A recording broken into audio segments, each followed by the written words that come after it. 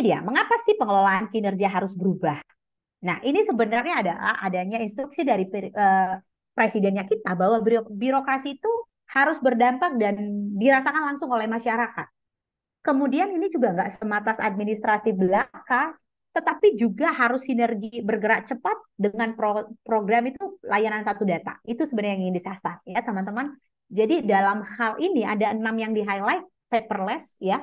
Makanya kita juga digitalisasi gitu ya. Paperless itu perlu banget untuk eksistensi bumi kita gitu ya. Kemudian digital signature. Kenapa sih digital signature nggak diparaf? Ini belum keharusan, tapi masih diharapin gitu ya. Kemudian automatisasi, transparansi, kolaborasi, dan interoperabilitas gitu ya teman-teman. Ini sebenarnya yang ingin disasar dan kita di dunia pendidikan juga merasakan ini gitu. Nah, untuk kita teman-teman, untuk pengelolaan kinerja guru dan kepala sekolah, ini uh, sebenarnya dicanangkan melalui tidak semata oleh Kemendikbudristek, tetapi juga oleh Kemenpan RB. Ya, gitu ya. Artinya ini adalah sinergi antara Kemendikbudristek dengan uh, BKN gitu ya teman-teman.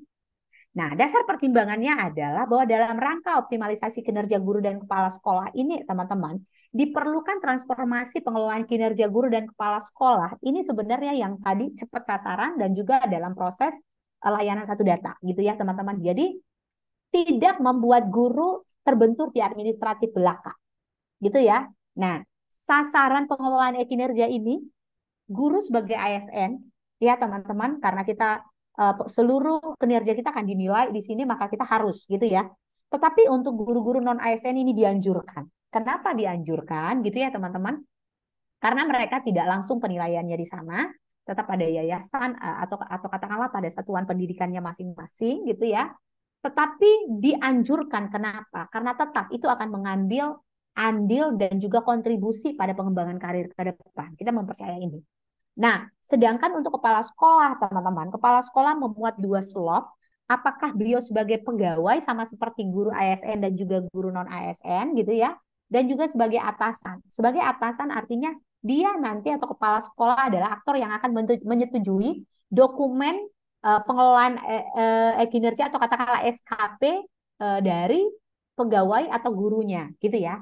Dan juga nanti kepala sekolah dibantu oleh ya yang dipercaya gitu nanti yang akan melakukan observasi kelas. Seperti itu ya, teman-teman. Nah, untuk mewujudkan ini, teman-teman, Kemendikbudristek bekerja sama dengan BKN tadi. Kenapa, teman-teman? Perlu sinergi dan interoperabilitas antara sistem ya, melalui apa, teman-teman?